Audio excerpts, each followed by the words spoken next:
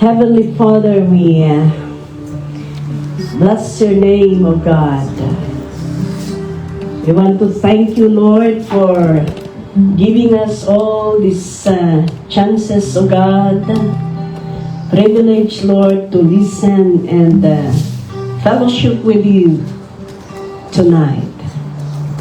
Holy Spirit, move and speak to your people and nourish us with your word. Fill our emptiness, O God, as we listen to your word. I pray, O God, to continue to touch your people and meet every needs, Lord, even those who are joining us online. Father, I pray, O God, to just continue to build our faith, O God, on the solid ground, so that whatever testing, whatever trials, your word, O God, we will trust and we will yield unto you. Father, thank you. Bless your word that we are about to hear. And I pray for the divine wisdom and understanding be upon each one. Father, thank you. In Jesus' name, amen. Amen. Hallelujah. Let us sit down. Praise the Lord. Hallelujah. Okay, so anong oras ngayon? Alas 7 na. Walang matutulog Sino ang nakakaalam sa'yo ng gumamila? Alam niyo yung gumamila? Yes po, Bishop.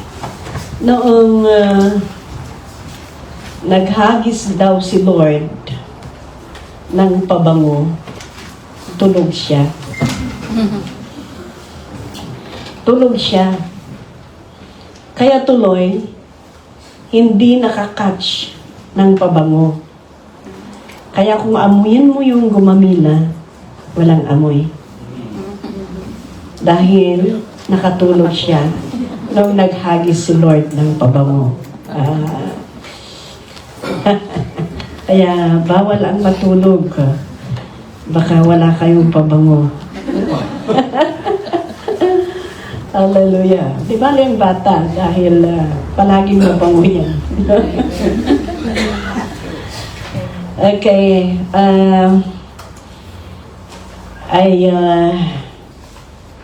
Sinabi ko noong last Bible study natin that I'm going to teach about the altar.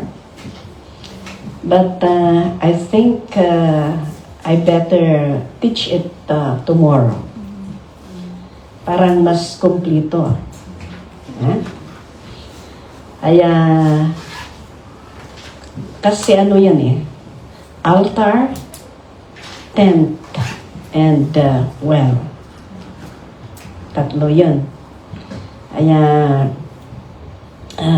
they were connected to one another. So, I decided na bukas na lang. Anyway, this evening, I would like us to study about intimacy with God. Hallelujah. Praise the Lord.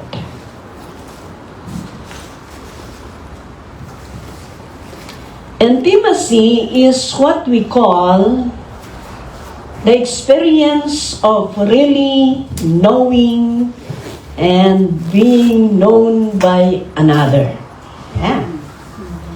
Ang intimacy, yung experience na talagang alam mo yung isang tao at alam ka din ng isang tao. Magkaalam-alam kayo. Correct ba yun?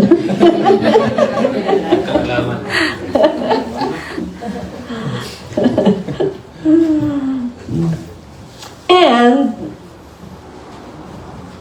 an intimate friend is someone we feel that is very close to you. Yeah. Very close. na ang friend mo talagang, kung talagang intimate friend mo yan, yung hindi mo masasabi sa magulang mo, pwede mong masabi sa kanya. Di ba? Ganon? Maraming ganon talaga. Mas open ka pa sa best friend mo. Why? Because you have that intimate. Okay. And intimacy, the process of intimacy should never be motivated by what God might do for us, but rather by our desire to do what we can do for Him. Yung intimate na intimacy with God, ay ang motivation sana natin ay hindi dahil yung ginawa niya sa'yo. Kundi, ang motivation natin is kung ano ang pwede nating magawa sa Kanya. Because, kagaya nito, kung talagang may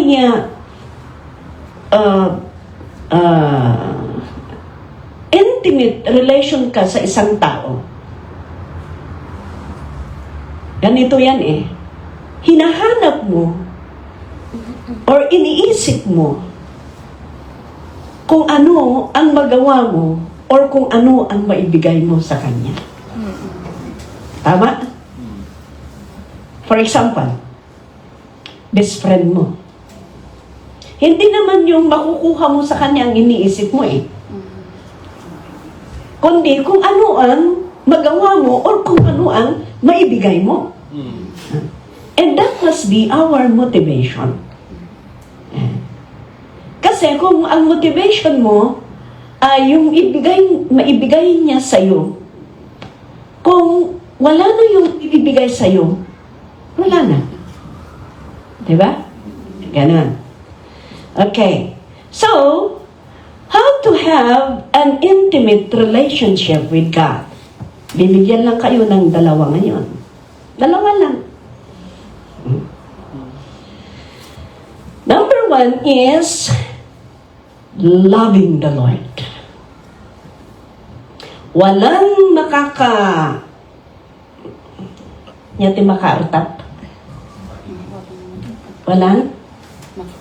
Walang makakahigit nito. Tama? Correct. Siguro yung Tagalog ko. Or, ano lang. Yung sabi nila doon, naira na lang. Ayan. Walang makakahigit nito. Loving God is one way to have intimate relation with Him. In Luke chapter 10, verse 27. Luke chapter 10, verse 27.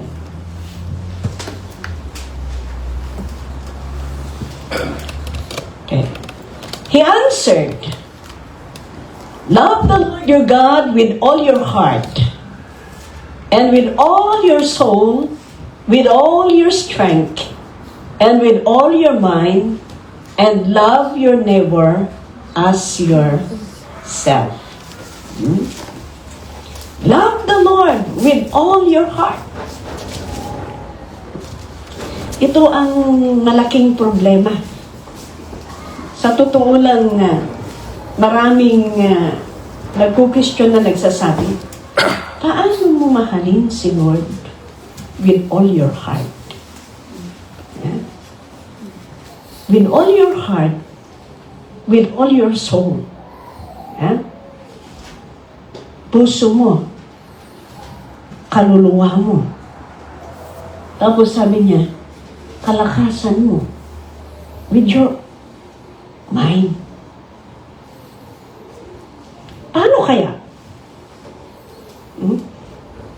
Paano kaya?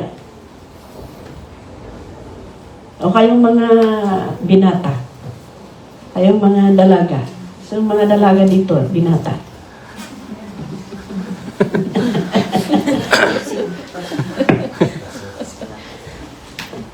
Di ba? Kahit sabihin mo, sige nga, siya lang ang iisipin ko. Sige nga, i-concentrate ko.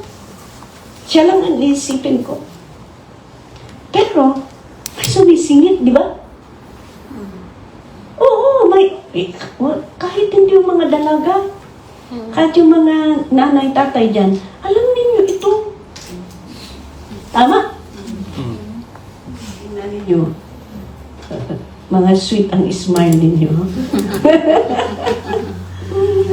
Kahit sabihin mo na, sige nga, yung lahat ng puso ko, lahat ng mind ko, siya na lang, ikaw lang, Lord. Pero wala eh. Maraming sumisingit.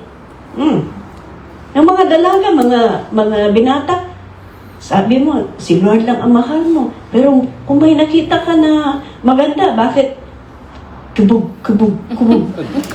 Ganon. Ganon ba? Loving the Lord, ito, shortcut nito. I think I told this before.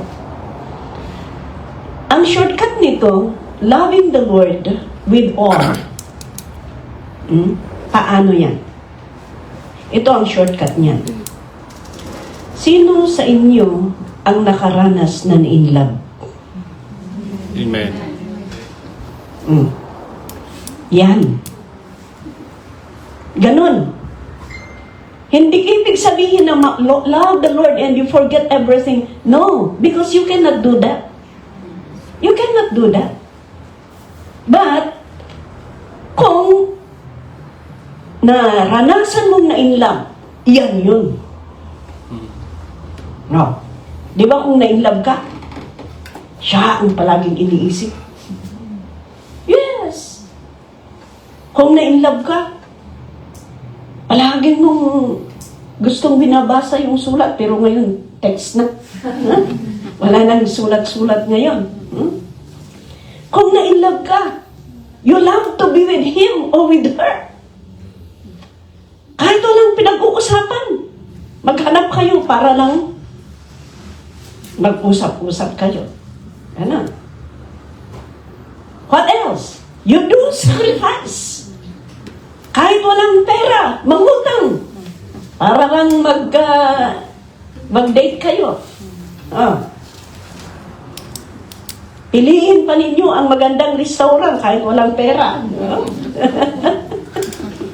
Kahit walang pera, magandang restaurant. Why? Because dahil sa pagmamahal. Dahil sa pagmamahal, gagawin mo ang lahat. Gagawin mo ang lahat. That is how we love the Lord with all. With all, talaga gawin mo ang lahat. Kung magbigay ka pa, hindi basta-basta. Ang gusto mong ibigay ay yung may sentimental value. Ganon. Yan ang hinahanap ng Panginoon sa atin. Yan ang hinahanap ng Panginoon sa atin. Ganon po mahalin natin ang Panginoon. You know, mga kaibigan, alam niyo kung bakit sinasabi nila, Jesus loved John more than any of the disciples. Sabi nila. Di ba? Si John the Beloved? Oo. You know why? God loved John. It was because John loved him more. Yes. Yeah.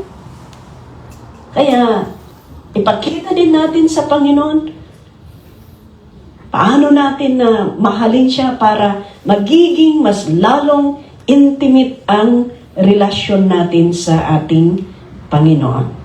Yeah? Yan. Loving the Lord. Okay. And loving God, what is one of the expression of love? Expression of love. is obedience. Yan na. Obedience. In John chapter 14 verse 15.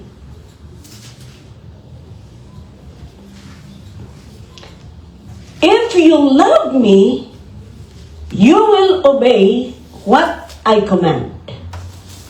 Yan. If you love me, you will obey. Makita dito na ang pag-obey ang ebidensya ng pagmamahal sa Panginoon. Yan. Obedience is an expression of love. Talagang totoo naman yun. Totoo yun kahit kayong mga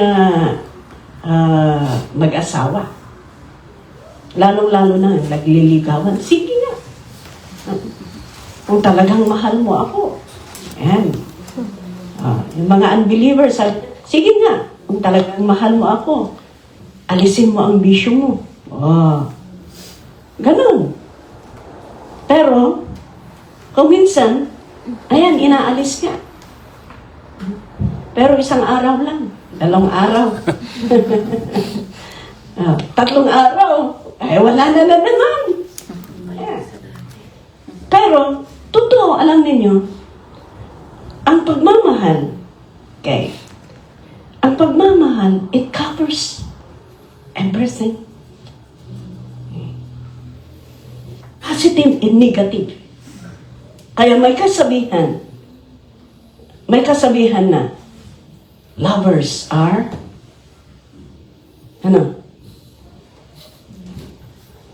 blind.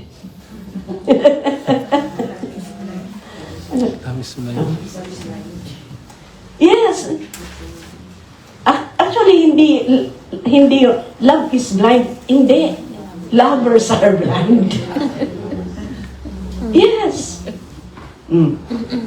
Tingnan ninyo dahil sa pagmamahal, kayong mag-asawa, lalong-lalo na sa mga unbelievers, tinitingnan ko kasi, mga unbelievers, lasing yung asawa nila. Lasing yung asawa. Sinusundo. Kung iuwi sa bahay, paliguan. Imagine doon pagmamahal. Sabi ko, wala, hindi ako magawa ito. Imagine, lasing pa nga, palipaliguan mo kung ako yan. Bahala ka sa buhay mo.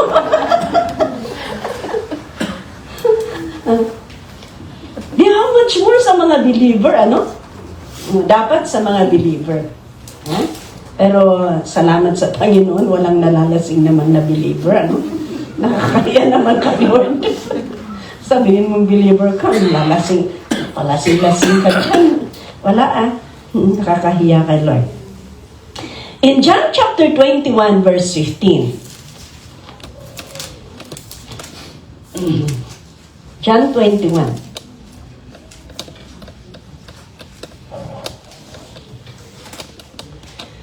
When they had finished eating, Jesus said to Simon Peter, Simon, son of John, do you truly love me more than this?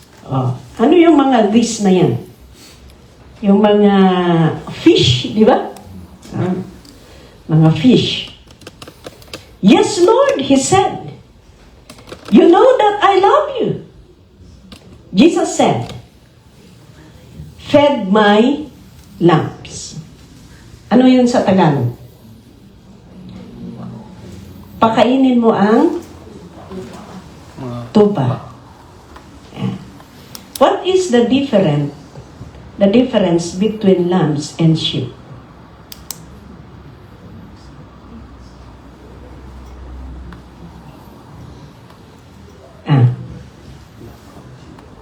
Di ba yung mga lambs yung mga bata? Mga batang karnero. When they had finish, or next, feed my lambs, sabi niya. Again, Jesus said, Simon, son of John, do you truly love me? Oh, do you truly love me? He answered, yes, Lord. You know that I love you. Anong feeling mo kung paulit-ulit? Nang sinasabi, totoo ba talagang mahal mo ako? Huh? Sabi ni Peter, Jesus said, yes, Lord. You know that I love you. Jesus said, take care of my sheep. Yung una, pakainin mo, feed my lambs. Pangalawa, sabi niya, alagaan mo ang aking tupa. Kasi halo-halo itong tinuturo ko. Tayong mga anak ng Diyos, tayong mga alagad ng Diyos, ito, loving the Lord, the evidence is obedience. Obeying God is the evidence of the expression of our love to the Lord. Okay. At kung talagang nagminamahal mo at nag-uubig ka kay Lord, sabi niya, feed my lambs. Kaya kayong nagtuturo at kayong tinuturuan ng Panginoon. Ang pagpapakain sa mga karnero, mga tupa ng Diyos, ay ebidensya ng pagmamahal sa Panginoon. Amen. Ebidensya ng pagmamahal yan sa Panginoon. That's why we keep feeding the people of God. At sana po, siguraduhin natin na nutritious yung pinapakain natin. Fresh yung pinapakain natin. At ang pinapakain natin ay siguraduhin natin na nanggaling sa pawis natin ang pinapakain natin. Are you getting my point? Hindi yung ano lang.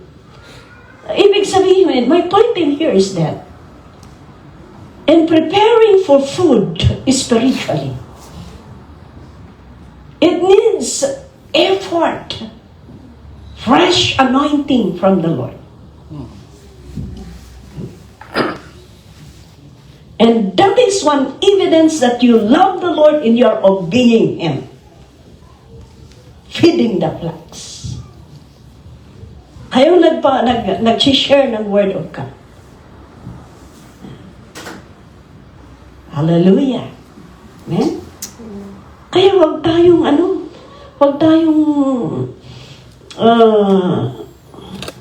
nyati mauuma. Wag tayong magsasama. Sana excited tayo na magpakain sa mga tupa ng Panginoon.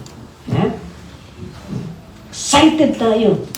At ang lahat ng motivation natin ay because we love the Lord. We love the Lord. Huwag yung sasabihin na, huwag ninyong sasabihin, ano na naman, Lord, ang tapakain ko. Kung minsan parang pero wag ninyong sasabihin na bakit pa ulit-ulit, ano na naman ang pray to the Lord. Prayer is the best so that God will reveal to you the needs of the people. Kung minsan, di ba, aminin man ninyo at hindi, kung minsan, sige, hanap tayo ng ipakain natin, pero wala. Ha? Sa totoo lang, hindi naman hindi madali ang maggagawa ng preaching, di ba? Hindi madali yan. But you know, you are doing that because you love the Lord and you want to show Him that you are obedient to Him. Amen. Amen? Feed my lamb, sabi niya. Pangalawa, sabi niya, take care of my sheep. If you love me, sabi, do you love me? Do you love me, Peter? You know that I love you, Lord. Sabi niya, take care, my sheep. Take care, my sheep. Yan. Alagaan mo ang aking mga tupa. Oh, praise the Lord. Kayong mga pastoring leaders, kayong mga coordinators, kayong may lahat tayo. Kung wala ka man responsibility ngayon, I tell you, God is just preparing you. Someday, somehow, God will use you. And this is one way that you could show to God that you love Him and you want to obey Him by taking care of His sheep. So, ati Ilocano kakabsat, agi Ilocano akman. Hantayo nga maong puma, nga mang ay-aywan, kalagiti anak ti Apo. Huwag tayong magsasawa na mag-aalaga sa mga anak ng Diyos. Sana ito ang motivation natin. Kung minsan may time, diba? Iba-iba ang mga karniro, diba? Iba-iba. Kung minsan, ay, sungay. Oo. Nasusungayan sila. Kung minsan, ayaw nilang magupitan. Pumunta kami sa Pumunta kami sa Taiwan. Pumunta kami doon sa mountain where mga karnero, doon ang mga mountain ng mga karnero. Pumunta kami doon. Ang daming karnero. Tapos may number sila. Yung number nila, dito sa Thailand. Ang nabilang namin, ang last na nabilang namin, umaabot ng 4,000. 4,000. Kaya sabi ko, tingnan ninyo. Ang karnero may number talaga. Kahit sa literal, talagang may number. Alam niyo kung bakit dito nilagay? Hindi dito. Dito.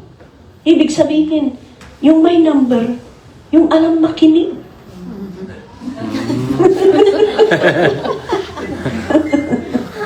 Kasi may karnero na wala. Ayaw makinig. Walang number. May karnero pa na mag-alon-alon. Okay. Oo, may karnero na mag-alon-alon. Gusto niyang mag-isa. Yes. Tapos, kung yung time na maggupit sila, yan, may time na maggupit sila, gupitan nila kasi yung mga, kung makapal na yung mga feather nila, kailangan gupitan yan. Kasi kung makapal na yun, makapal at yung malingdan niya makada, handa nga makikita. Tabunat. Tatapan. Haba yung hindi na sila makakita. And one thing more, yung mga ng mga damo, sa mga katawan nila, sa mga buhok nila. Ganun. Kaya kailangan gupitan. Yung iba habang nagugupitan, may adakay dagit karnero nga tumaray. Ayaw nilang yung ibang karnero, ayaw magupitan. Ganun ang mga karnero, iba-iba talaga. Yeah.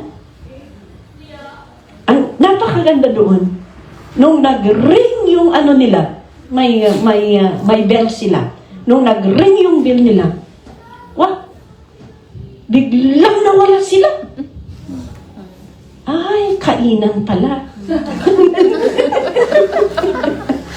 Alam nila, kainan. Pumunta pala sila lahat doon sa kainan nila. Alam nila ang oras nila. Ganon ang karnero. Kaya tayong mga nag-aalaga, hindi natin i-expect na lahat ay masisipag, lahat ay mababait. No!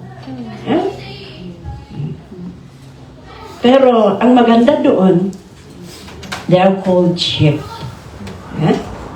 Yan.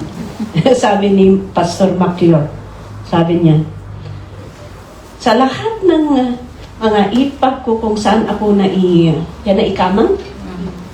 Anong naikamang sa Tagalog? Oo. Yung mga ipag niya, mga mother-in-law, father-in-law, mapuputi sila. Mapuputi. At sabi niya, ako ang black sheep. siya daw ang black sheep. Pero siya daw ang nagpapasalamat dahil sinabi ko daw sa aking Richie na kahit black ka, kahit puti ka, kung ang puso mo ay talagang nasa Panginoon, ikaw ay tunay na karnero ng Panginoon. Nagpapasalamat kasi sabi niya, kahit black sheep ako, pero sheep pa rin ako. Sabi niya. Yan. Okay, so, saan ako? Okay. Ayan. Take care, my sheep. So, caring the sheep is one way that we could show that we love the Lord. Next. The third time he said to him, Simon, son of John, do you love me? Peter was hurt. Nakaka-hurt naman. Because Jesus asked him the third time, do you love me? He said, Lord, you know all things. You know that I love you. Sabi ni Jesus, Jesus said, feed my sheep.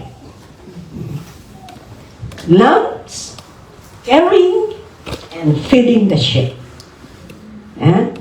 Sana nandoon yung desire natin ng isang tao ay mula bata, alagaan natin hanggat mag-mature na anak ng Panginoon. Hindi tayo magsasawa. Hindi tayo mag-give up. Patuloy pa rin tayo na paglingkuran ng ating Panginoon. Amen? Amen. Amen. Kung minsan, mas obedient pa ang animal kaysa tao. Huwag tayong magpatalo. Remember Jonah? Sabi ni Lord, Jonah, you go to Nineveh. Ano ang ginawa ni Jonah? Pumunta doon sa Tarshish. And the Word of God says that God sent a violent storm. Alam ninyo, kung iba ang direction natin, God will send a violent storm.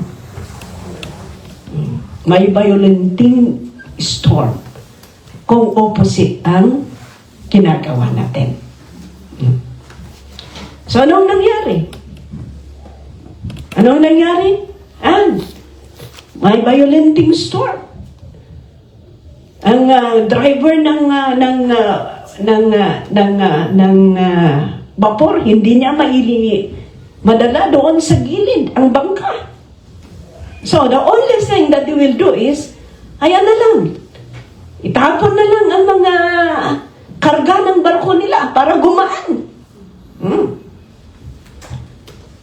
Siguro, mga Youngstown, mga beef, corned beef, mga tinapon, pero wala pa rin.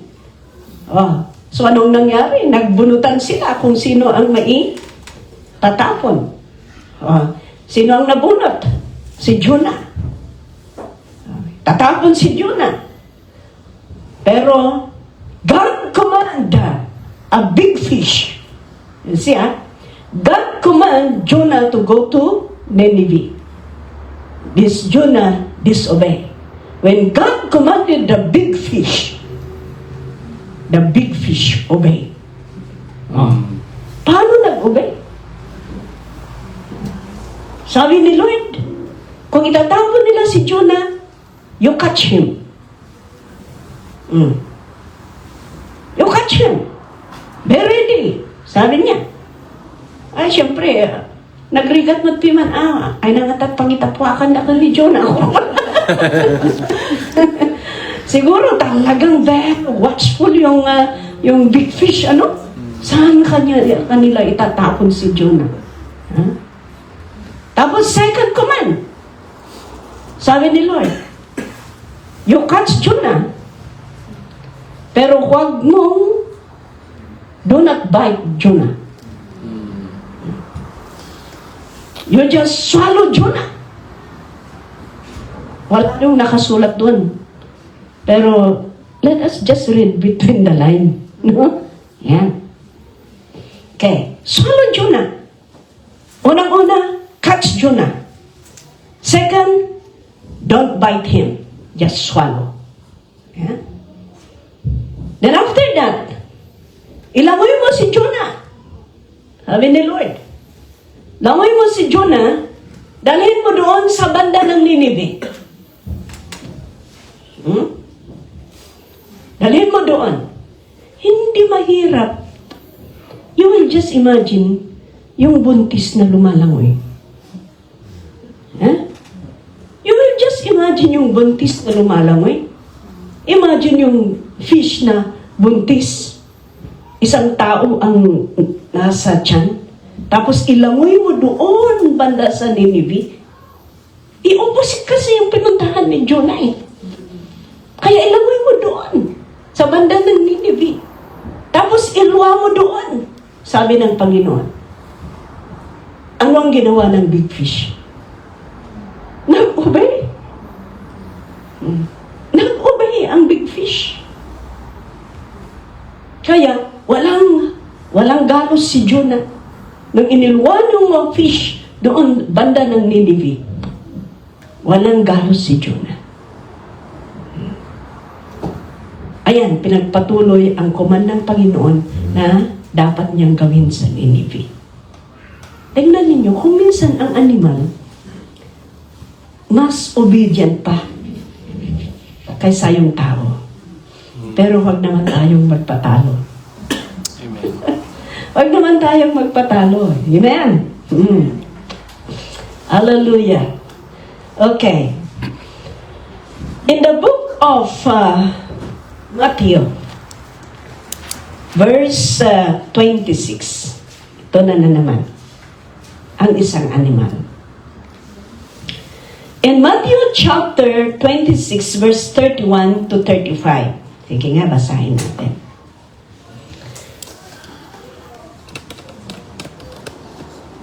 This is about love and obedience to the Lord. Then Jesus told them, "This very night, you will all fall away on account of me. For it is written, I will strike the shepherd, and the sheep of the flock will be scattered." Ito ang isang bagay na tingnan natin. We need to be watchful. Yeah? Kaya kung minsan, hindi tayo magtataka. Dahil, yan, sabi niya dito, I will strike the shepherd, and the sheep of the flock will be scattered. Kung minsan, kaya bantayan natin yung mga nasa top natin. Mga pastors natin, mga leaders natin. Dahil once na sila ang ma-strike, ma-scattered yung mga flocks. Ibig sabihin, hindi naman sila kwan, pero there is a big effect. Yeah? Siyempre, si demonyo, yung nasa taas ang tinitira dahil madali lang. Once na natira yun, madali lang na makuha niya yung nasa baba. That's why, kung minsan hindi tayo nagtataka kung bakit yung mga nasa top pa kung minsan sila ang natitira. Because sila ang pinupunterihan ng kaaway. That's the reason why we need to really pray for our top leaders. Yeah? What we will do is, how we could help them is cover them with prayer. Ganun. Cover them with prayer. At kung, for example, may nagkamali man sila, hindi yung kung ano-ano, we will not judge them. But what we could do is pray for them so that they could get up and God will use them again. And yung mga kamali nila, magiging weapon nila na maglingkod sa ating Panginoon. Amen. Amen? Ayan. Okay, next. But after I have risen, I will go ahead of you into Galilee. Next verse. 30. Okay. Peter replied, even if all fall away on account of you, I never will. Oh, ito na naman si Peter. Huh? Si Peter, magaling magsalita din. Talagang kahit mawala kayong lahat, hindi kita iiwan. Oh, talaga naman si Peter. Si Peter, may pagkaifugaw. Si Peter, may pagkadarusudos. Alam niyo, si Peter na naman yung hinuhugasan ni Lord yung mga paa ng mga disciples. Sabi niya, bakit yung paa ko lang lahat ang Lord hanggang ulo sa akin? Di ba sabi niya ulit? Ay ako minsan si Peter. Pero, ginawa ni Lord na leader ng mga disciples. Kahit ganun ang kwan, pero lumago siya. Yeah? Next.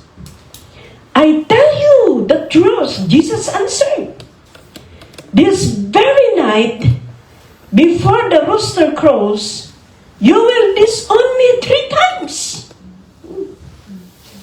Come, Peter, sabi niya. Sabihin ko sa'yo.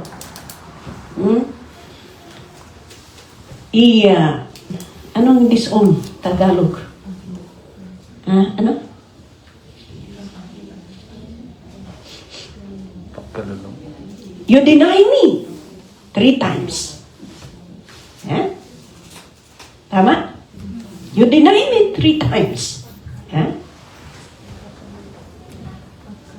In Mark chapter 14, verse 30. Mark chapter 14, verse 30. I tell you the truth, Jesus answered, today, yes, tonight, before the rooster crows, twice yourself will disown me 3 times. 3 times. Marami kang salita, pero hindi pa before na magtilaok ang manok. 3 beses, dinanay mo na ako. Next. Luke chapter 22, verse 34.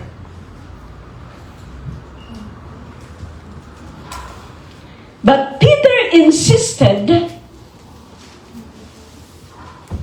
Luke chapter 22, verse 34.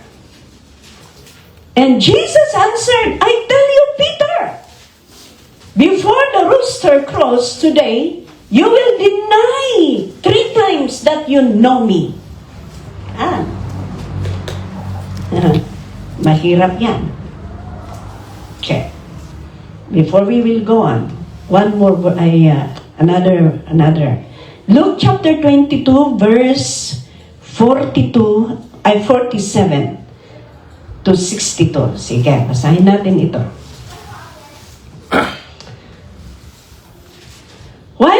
was still speaking, a crowd came up, and the man who was called Judas, one of the 12, was leading them. He approached Jesus to kiss him. Yeah. Alam niyo, kissing is very, very dangerous. Huh? Not all kiss is sweet. There are kiss that is sour or bitter. That is the kiss of who? And it means separation. Yeah? It means separation. Tingnan ninyo si Orpha. Nung kinis niya si Naomi, goodbye, sabi niya. Yeah? Okay. And the same, this one. Next verse. But Jesus asked him, Judas, are you betraying the Son of Man with a kiss? Tingnan ninyo. Betraying pala. Next. When Jesus' followers saw what was going to happen, they said, Lord, should we strike with our swords? Oh, marami ding follower ni Jesus. Sabi, Lord, nung gusto mo, titirahin na namin. Sabi nila, titirahin na namin with our swords. High blood naman itong mga follower din ni Lord, ano? May high blood din. Mainitin ang ulo, mainitin. Next verse. And one of them is struck the servant of the high priest, cutting off his right ear. Sus! Lagang hindi nakatipid yung yung inis. Strike yung tainga yung isa. Wala na, naputol yung tainga niya. Naputol. Cutting off. Sabi naman dyan eh. Next verse. But Jesus answered, no more of this. Tama na. He touched the man's ear and healed him. No? He touched. So, ibig sabihin, hindi na isiparate yung tainga. Hindi na isiparate kasi tinouch na bumalik. Tapos, ginamot niya. Imagine that. Kahit pa paano, talagang pa rin si Lord. Next verse.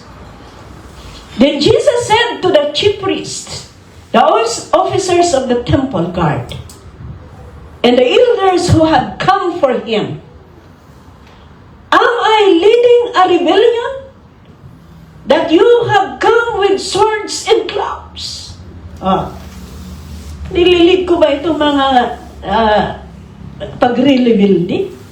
At huhulihin na ginagawa ninyo ng ganito sa amin, sa akin? Next. Every day I was with you in the temple courts, and you did not lay a hand on me. Take note this. Okay? Araw-araw nandyan ako sa templo, pero wala kayong ginawa sa akin. Alam niyo ang mensahe nito? If you're always in the temple, walang mangyayari sa inyo. But if you go outside the temple, delikado. Tingnan ninyo, every day I was with you in the temple courts. Kahit nandoon ang mga enemy inside the temple. Makita natin, kahit sa inside the temple, may enemy dyan. Pero, kahit may enemy na gusto kanyang sirain, pero hindi nila magagawa. Why? Because you are in the presence of God. You are protected in the presence of God. Hindi sila makagalaw. Mapaparalyze sila sa presensya ng Panginoon. Wala silang magawa sa iyo if you are inside the temple. Because inside the temple in the Old Testament, there, yung presensya ng Panginoon. But this is your hour when darkness reigns. See? Next verse. Then seizing him, they led him away and took him into the house of the high priest. Peter followed at a distance. Ito na si Peter na maraming pangako. I will never leave you. Ano man ang mangyayari, nandyan ako, sabi niya. Pero noong pinapahirapan na si Jesus, andyan na si Peter. Nakakadistansya na. Malayo na sa Panginoon, pasilip-silip na lang. Dumidistansya na. Tingnan ninyo mga kaibigan. Kaya tingnan natin ang relasyon natin sa Panginoon. Baka dahil sa mga pangyayari, dahil sa mga testing sa buhay, ayan, dumidistansya na tayo. Medyo lumalayo na tayo. Marami tayong pangako sa Panginoon. Marami natin sinabi sa Panginoon, Lord, I will serve you. Lord, I will never leave you. Whatever is happening, I will serve you. Dumating na ang testing. Dumidistansya ka na.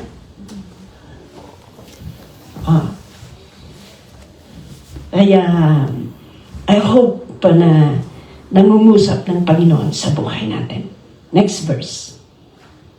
But when they had kindled a fire in the middle of the courtyard, and had sat down together, Peter sat down with them. Nandun din si Peter, nakiupo sa kanila. Next. A servant girl, tingnan ninyo ito. A servant girl saw him seated there in the firelight. Nakita yung servant, yung batang babae, nakita niya doon si Peter, nakikipo. Opo.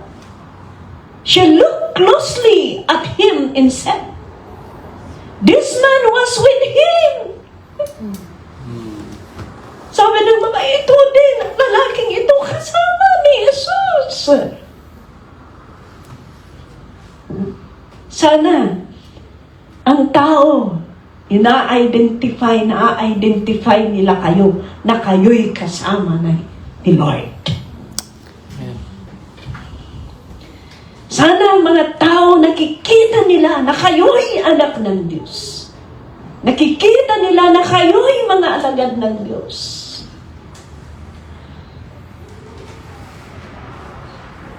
Pero anong sabi niya dito? Tuloy natin.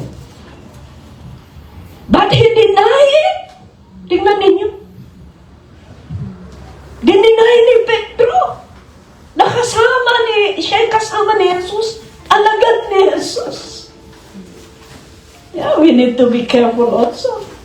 Baka we are denying already that we are a child of God. We are a servant of God. We are born again. Mag-ingat tayo. Baka dinideny din natin. Next. Sabi niya, sige, ibalik mo doon, sis. Woman! I don't know him! Napakasakit yun, di ba? Kapatid mo, sasabihin mo, hindi ko siya kilala. Napakasakit na ikaw kasama mo. Tapos sasabihin mo, sa time ng kahirapan, sa time ng testing, sasabihin mo, hindi ko siya kilala. Napakasakit yun. Sabi mo, hindi ka iiwanan. Hindi ka pababayaan. Pero nung dumating ang testing, sabi mo, ay, hindi ka kilala. Away from me, I don't know you. Napakasakit yun. Sa paglilingkod sa Panginoon, bilang magkakapatid, times of trials and testing and times of victory and blessing, dapat magkakasama tayo. We help one another, we love one another, we support one another. Masakit yun. I don't know him. Ikaw ang tatay, tapos sasabihin mo, I don't know him. Siya ang tatay mo, sasabihin mo, I don't know him. Siya ang savior mo, sasabihin mo, I don't know him. Siya ang provider mo, tapos sasabihin mo, sa time na mahirapan siya, sasabihin mo, I don't know him. Ganon din sa ating magkakapatid, di ba? Alam niyo, kahit tayong magkakapatid, may time na hindi tayo magkakaunawaan. Yan. May time na tayo ay masasaktan ang bawat isa sa atin. May time na makaka-hurt tayo. Masusugatan tayo. But still, we are one body. Alam niyo, iisang body tayo. Example, ganito. Tingnan niyo kung nasugat ba ito? Kung nasugat ba ito, isang kamay mo, igaganon niya yung sugat ng isang kamay? Alam niyo kung sino ang gumagawa ng ganun? Unggoy. Hindi, totoo unggoy. Alam niyo yung unggoy? Kung may makita niya, kung pakuto ka ngayon unggoy, kung magpapaano ka ng kung may makita siyang sugat, mas lalo niyang igaganon, palakihin yung sugat. Ganon. But our attitude must be ganito. Di ba kung nasugatan ang kamay mo? Itong isang kamay mo? Ito, hindi niya igaganon. Ang 100 na gagawin ng isang kamay mo, yung cover. Di ba? Yung cover, gagawa ka ng paraan para mag-stop yung dugo o gagawa ka ng paraan para i-bundle mo, gagawa ka ng paraan para magamot. That must be our attitude sa bawat isa sa atin. Kung ano man ang nasugatan, kung ano man ang mga nasugatan sa part ng body of Christ, our attitude must be, ayan, parang gumaling siya. Ha? Para mag-stop yung blood. Para gumaling yung mga sugat. Ha? Dahil, whether you like it or not, kung nasugatan ito, ma-feel ng lahat ng katawan mo. Ma-feel niya yun. Kaya maapektuhan ang lahat. Why? Because this is one body. Amen? Hindi yung hanggat okay. Kung okay yung, kung maganda, masaya ka. Sige, suportado ka.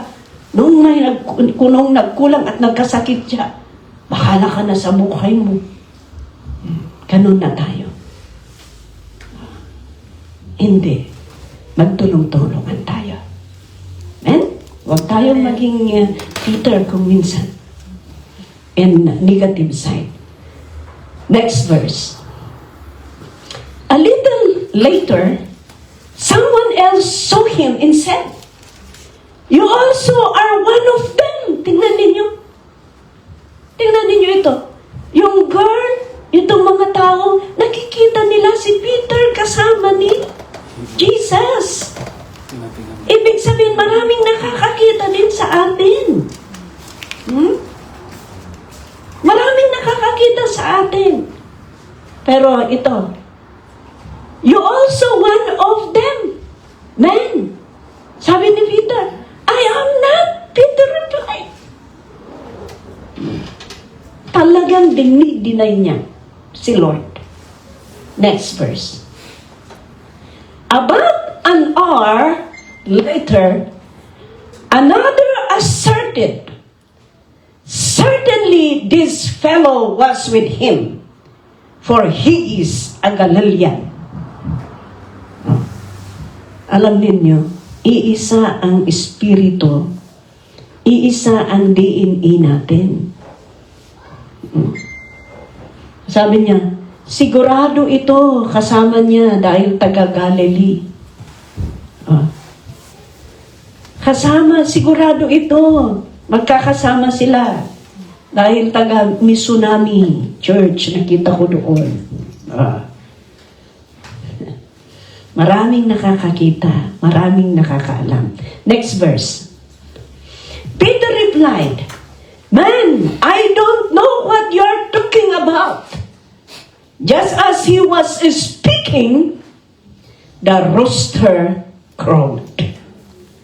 Diba? Sabi ni Peter, sabi niya, i-deny mo ako ng 3 times.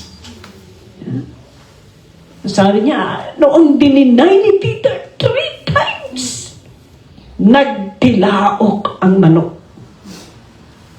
Nagtilaok yung rooster. Yung tandang manok, hindi matanda. Tandang manok rooster, no? And next verse. The Lord turned and looked straight at Peter. Tinignan ni Jesus diretso kay Peter. Then Peter remembered the word of the Lord had spoken to him. Before the rooster crows, today you will disown me 3 times. Tingnan ninyo ito. Kung minsan, parang magaan lang. We deny. Pero, may time na talagang it will sink into your mind the Word of God. Talagang titi mo yan sa isipan mo ang salita ng Panginoon na sinabi sa iyo. Anong nangyari? Verse 62. Ito. Peter went outside and wept bitterly. It's good. Peter repented. Nagrepent si Peter. If you continue to read the story, nagrepent si Peter, nag-obey. That's why when Jesus died,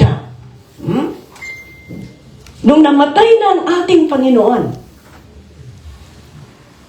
ano ang nangyari when Jesus resurrected? Yung promise niya na isasend niya ang kanyang banal na Espiritu.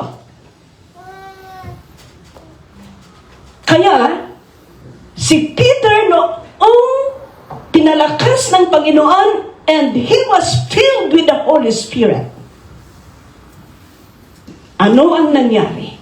Napalakas siya at hindi basta-basta na titinag sa kanyang paglilingkod, kundi nagiging leader ng mga apostol. Si Peter. Because there is true repentance. Alam ninyo mga kaibigan, ito ang isang mensahe dito. Kahit anong pagkakamali natin, kahit anong pagkukulang natin, kung may totoong pagsisisi, pagpapakumbaba, at pagsunod sa Panginoon, God will use us. And someday, somehow, He will level us up in our walk with Him. Amen. Amen. Kaya kahit anuman ang pagsubok, hindi tayo mag-give up. Dahil ang Panginoon nandyan, hindi tayo nag-iisa. Okay. Ano ito? Cross. No, ito nag-cross. Sino sa inyo ang alam na nagsuffer si Jesus. Lahat tayo. Hanggang to the point that Jesus crucified on the cross. Lahat na yung kabigatan natin, dinala ni Jesus dito.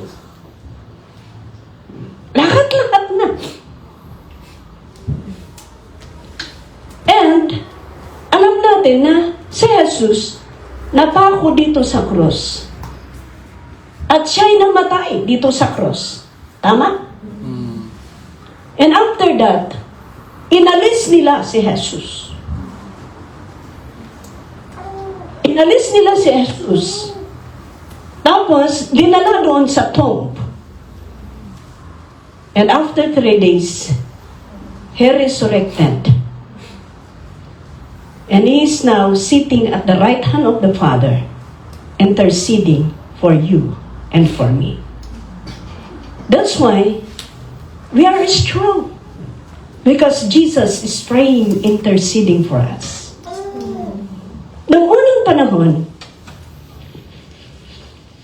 di ba? Noong unang panahon, doon sa Old Testament, kung nagkasalang isang tao, binabato yan. In the law of Moses, kung magkasalang isang tao, binabato yan hanggat mamamatay. Kaya nga, nagkasala yung isang babae, di ba?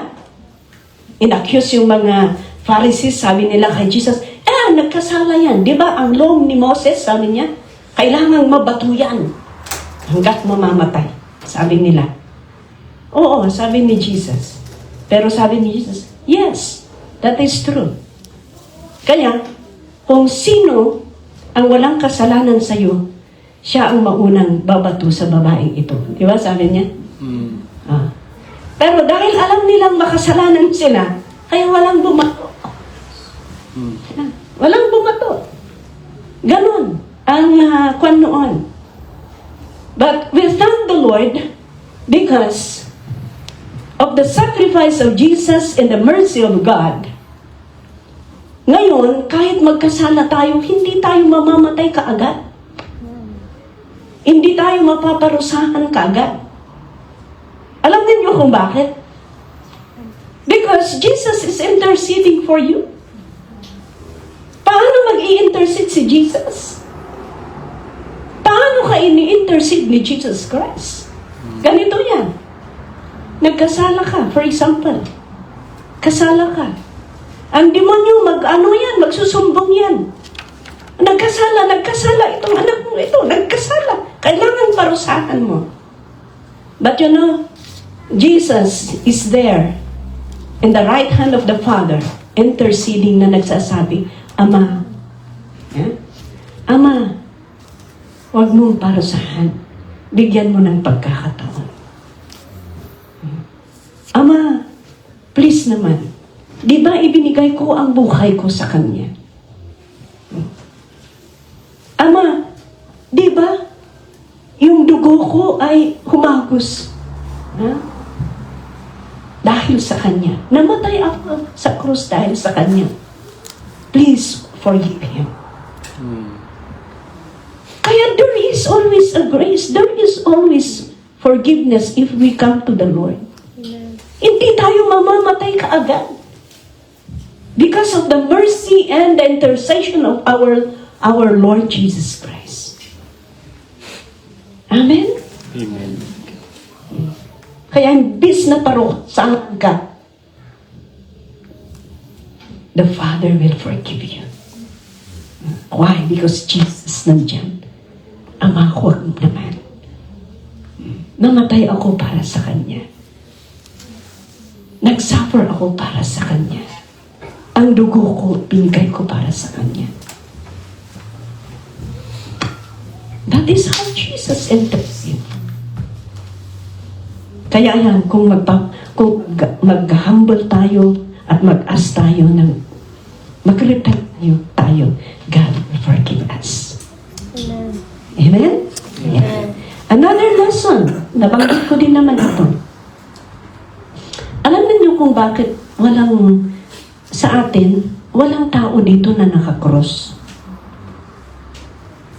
Kung minsan nahihirapan tayong mag-explain. Kung minsan nahihirapan tayong mag-explain. Isang katanungan dun sa kwan, pero walang time na naiikot, na iba, sasabi nila, ano kayang gagawin ko, Pastor? Sabi niya. Dahil, ang pamilya ko, nandyan na sila nagnanalangin sa, yung ano, ganito. Kasi si Mana yun eh. Nandyan silang nananalangin. Tapos, nandoon na, nakasuot sila ng kwan. Paano kaya ma-explain? Paano ko kaya ma-explain sa kanila? Yan ang burden yung isang kapatid na yan. Siguro, bata pa sa pananampalataya. But I tell you, ito ang pinaka-simple. Yeah? Na para hindi sila din masaktan. Ganito. Kagaya ng sinabi ko. Kaya yung krus natin na ito, walang tao. Because, sabi ko nga kanina, naniniwala ba kayo na napako si Jesus? Yeah. Naniniwala ba kayo na namatay si Jesus dito sa cross? Amen. Amen. Naniniwala ba kayo na inalis nila si Jesus sa cross? Amen. Yes, di ba inalis nila? Naniniwala ba kayo na si Jesus ay dinala doon sa tomb? Amen. Yes. Sa pangatlong araw, siya ay nag-resurrect. So, kung naniniwala kayo na pako siya, namatay siya dito sa cross, at inalis nila sa cross. Kaya nga, inalis nila. Di ba inalis nila? Kaya wala dito. Inalis nila. Kaya wala dito. Bakit mo uli i-cross? Inaalis na nga eh. Tapos nag-resurrect na. And He is now sitting at the right hand of the Father. Amen. Yung iba nakapako pa. Pero ang Diyos natin naalis dito, nag-resurrect siya. Kaya ang cross natin bakante. Dahil ang Diyos natin ay buhay. Amen. Ganun lang. Bahala sila kung hindi pa nila maunawaan. Di ba? Okay. Oh, alas 8 na pala. Tapusin ko na. Okay. So, Peter ay Jesus. Tinignan niya si Peter diretso. Nung tinignan niya si Peter, anong nangyari? Di ba nagtila? Before that, sabi niya, Peter, the Lord turned and looked straight at Peter. Then Peter remembered the word of the Lord had spoken to him, before the rooster crows, today you will disown me 3 times. Yeah. You know, this is a message of encouragement. Ganito yan. Sino sa inyo ang nakarinig ng tilaok ng manok? Amen. Amen. Sa Pilipinas, kung madaling araw, tilaok ang manok. Okay? Tapos, magtitilaok na naman hanggat dire-diretso yan. Tama? Hanggat dire-diretso yan. Alam ninyo mga kaibigan, ganito yan. There is a light that follows after darkness. Once na magtitilaok ang manok, ang susunod yan, ang susunod doon, malapit na ang liwanag. Lapit na ang liwanag. Kaya, mga kaibigan,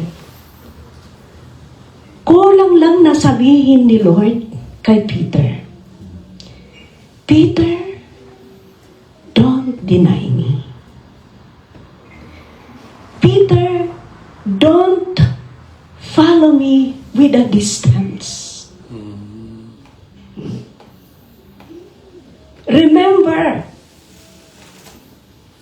Remember, Peter, hindi kailangan mo ako i-deny. Hindi mo kailangan na lalayo sa akin. Hindi kailangan na matakot ka sa sasabihin ng tao. Hindi kailangan na dumistansya ka sa akin, Peter. Follow me. Because after the darkness, there is light. Kaya nga tumilaok ang manok eh.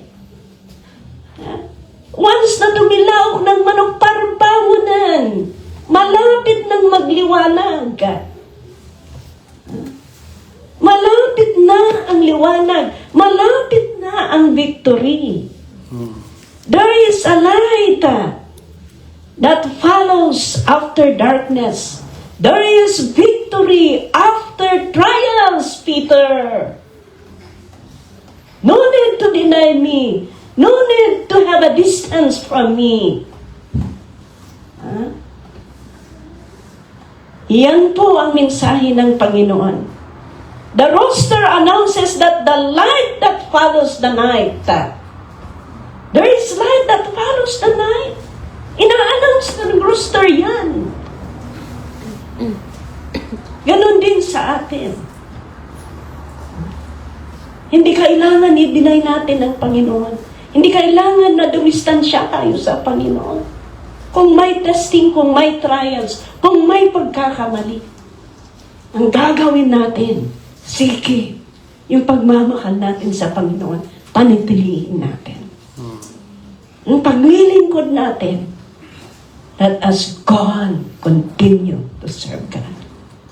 Because there is victory after trials. There is light that follows the darkness. Kaya kung mapakinggan ninyo ang tilaok ng manok, there is victory. There is always light. Walang ibig sabihin yan. Kaya tilaok, sabi ng manok, may liwanag. Kaya yan po ang gagawin natin.